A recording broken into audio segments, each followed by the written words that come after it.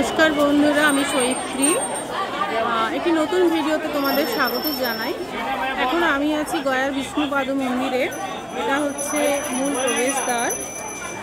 এখান থেকে আর phone allow হবে না, তাই দূর থেকেই তোমাদের মন্দিরের চূড়া বাইরে থেকে দেখাই।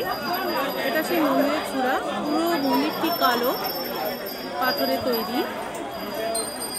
দেখো, এখানে যিনি দ্বাররক্ষী আছেন তিনি আটকে দিচ্ছেন, ভেতরে যেতে দেবেন না মোবাইল নিয়ে।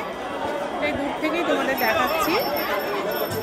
এখানে সবাই বাবা মার আত্মার শান্তির জন্য পিণ্ডদান করতে আসেন। আজকে প্রচুর ভিড়, কারণ অনেকগুলি শ্রাদ্ধের কাজ হচ্ছে এবং নরনারায়ণ সেবা করানো হচ্ছে। পিতৃপুরুষের জল দান একটা ব্যাপার আছে হয়তো, ওটার জন্য অনেকে আসেন। এখানে একটা কুণ্ড আছে।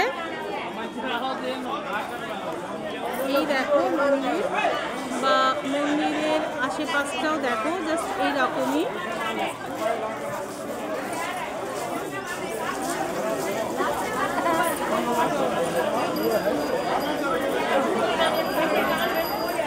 আমাদের তো একটু ভুল হয়ে গেছে, আমরা এখান থেকে গেছি বোধ গয়া, আবার রিটার্ন এসেছি গয়া। আমরা আসলে বুঝতে পারিনি যে একই পথে আমরা আবার আসতে হবে।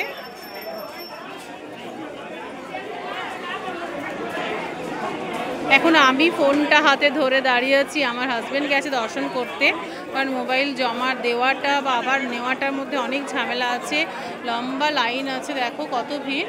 আমি আমার হাজব্যান্ডকে বললাম যে এক এক করে দর্শন করাটাই ভালো।